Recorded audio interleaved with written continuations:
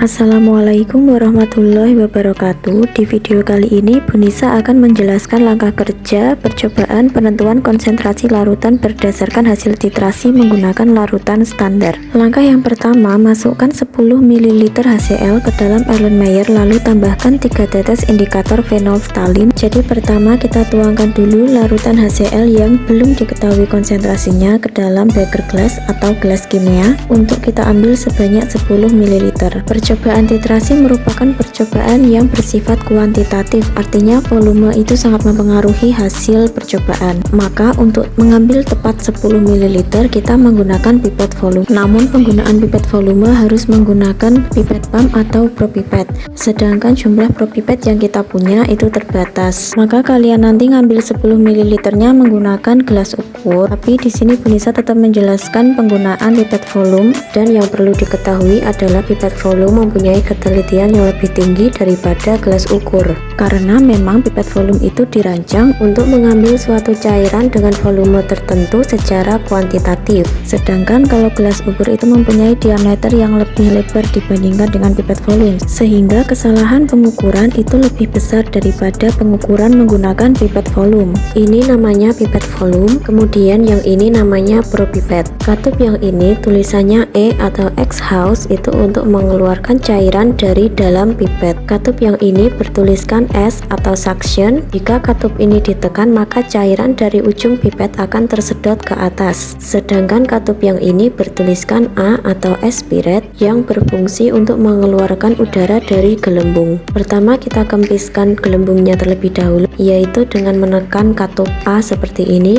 Kemudian kita pasang pada ujung atas pipet volume. Kemudian kita masukkan ujung bawah pipet volume ke dalam larutan yang akan kita ambil. Kemudian kita tekan katup S sehingga cairan yang akan kita ambil tersedot ke atas ke dalam pipet volume. Ini kita tekan terus sampai cairannya itu melebihi garis batas pipet volume. Ini memang dilebihkan karena ketika pipet volume kita angkat maka ujung bawah ini akan terisi oleh udara, sehingga kelebihannya itu akan kita gunakan untuk mendesak udaranya keluar dari pipet volume sekaligus untuk menempatkan larutan agar tepat pada garis batas pipet volume. Larutannya kita keluarkan dengan menekan katup E. Kemudian cara pembacaannya yaitu seperti ini, pas cekungan bawah itu harus pas garis. Kalau sudah, kemudian 10 ml larutan yang telah kita ambil ini kita tuangkan ke dalam Erlenmeyer. Seperti yang sudah disampaikan pada awal video tadi, kalian nanti mengambil 10 ml larutan HCl-nya menggunakan gelas ukur saja. Kalau sudah hampir 10 ml, kalian menambahkannya tetes demi tetes menggunakan pipet tetes saja. Cara pembacaannya jangan sampai keliru, pas cekungan bawah itu harus pas garis. Kemudian kita tuangkan larutan HCl yang sudah kita ukur volumenya tadi ke dalam Erlenmeyer. Selanjutnya kita tambahkan 3 tetes indikator PP.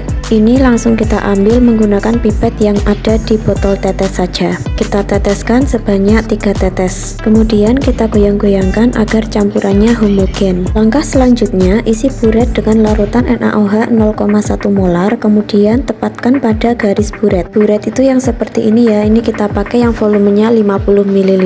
Ini kerannya kita buka terlebih dahulu untuk kita pasang pada buret. Nanti cara memasangnya seperti ini. Nah, ini kalau kita coba putar-putar itu agak susah, maka kita oleskan sedikit vaselin pada kerannya agar sedikit licin dan lancar ketika diputar. Ini kita ambil sedikit saja, lalu kita oleskan seperti ini, lalu kita pasang. Nah, ini putarannya lebih lancar dan mudah. Kemudian ini kita pasang lagi sebagai pengunci kerannya agar tidak lepas dari buret. Ini kita coba putar. Kalau susah untuk diputar maka kita kendorkan seperti ini, lalu kita coba putar lagi sampai putarannya dirasa nyaman untuk digunakan. Nah, buretnya ini lalu kita pasang pada rangkaian klem dan statif. Ada 3 skrup yang bisa diputar pada klem ini. Skrup yang ini digunakan untuk menaik nurunkan klem, lalu skrup yang ini digunakan untuk memposisikan klem seperti ini. Kalau mengendorkan kita putar ke kiri, kalau mengencangkan kita putar ke kanan. Nah, buretnya kita letakkan pada bagian ini. Kita putar skrupnya sampai buret tidak goyang goyah.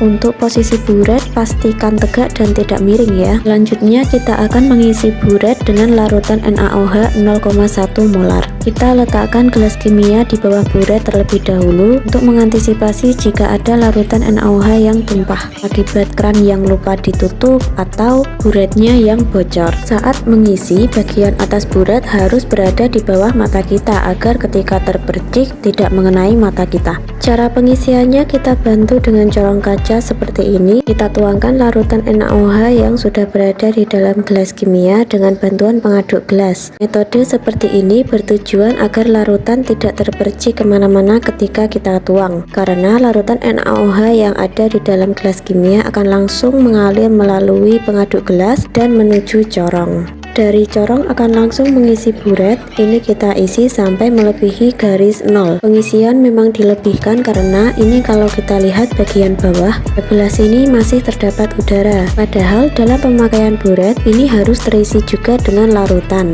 Nah, ini kerannya kita buka perlahan-lahan agar larutannya turun sambil mata kita melihat skala buret pada bagian atas. Kerannya kita buka pelan-pelan saja. Kalau sudah menyentuh skala 0, kerannya lalu kita matikan. Pembacaannya bagian cekungan bawah tepat pada skala 0.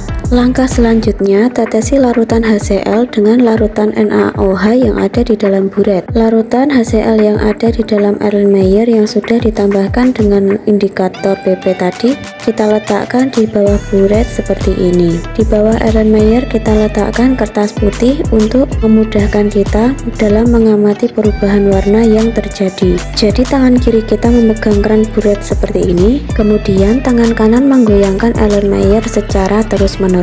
Keran buret kita buka perlahan-lahan agar larutan yang ada di dalam buret keluar tetes demi tetes, jangan digerojok. Sambil Erlenmeyer kita goyang secara terus-menerus. Ini kita amati terus hingga larutan yang tidak berwarna ini berubah menjadi merah muda. Ketika kita mengamati sudah ada warna merah muda di dalam larutannya, maka kecepatan penetesan kita pelankan sambil terus kita goyang Erlenmeyernya. Ketika Erlenmeyer kita goyangkan namun warna merah mudanya hilang kembali, maka titrasi kita lanjutkan karena titik akhir titrasi belum tercapai. Ketika larutannya seperti ini, maka keran kita tutup saja, namun Erlenmeyernya tetap kita goyang terus. Ketika warnanya kembali menjadi tidak berwarna, kita tambahkan lagi 1 tetes NaOH dari dalam buret, lalu kita goyang Erlenmeyernya. Jadi setiap penambahan 1 tetes NaOH kita goyangkan dulu Erlenmeyernya sampai larutan menjadi merah muda secara permanen. Nah, kira-kira nanti warnanya menjadi seperti ini. Merah mudanya memang samar-samar, yang menandakan bahwa titik akhir titrasi telah tercapai. Karena larutan HCl sudah habis bereaksi dengan larutan NaOH, sehingga larutan NaOH yang berlebih akan bereaksi dengan indikator PP menghasilkan warna merah muda. Dalam keadaan seperti ini, ketika kita tambahkan larutan NaOH lagi, maka warna merah mudanya akan semakin pekat, yang menandakan ada basa berlebih di dalam larutan itu. Jika berlebih, maka penyimpangannya jauh melebihi titik akhir titrasi, sehingga menyebabkan kesalahan. Maka ketika telah didapatkan warna merah muda yang samar-samar, titrasi kalian hentikan. Kemudian kita baca skala pada buret berapa volume larutan NaOH 0,1 molar yang digunakan untuk titrasi terhadap larutan HCl. Kemudian kalian catat pada tabel hasil pengamatan. Kegiatan titrasi kalian ulangi lagi menggunakan Erlenmeyer yang lain sehingga diperoleh 3 data hasil pengamatan. Setelah diperoleh 3 data, silakan kalian hitung berapa konsentrasi larutan HCl yang kalian uji. Demikian penjelasan yang bisa Bonisa sampaikan. Silakan kalian praktikkan di laboratorium kimia Smago. Wassalamualaikum warahmatullahi wabarakatuh.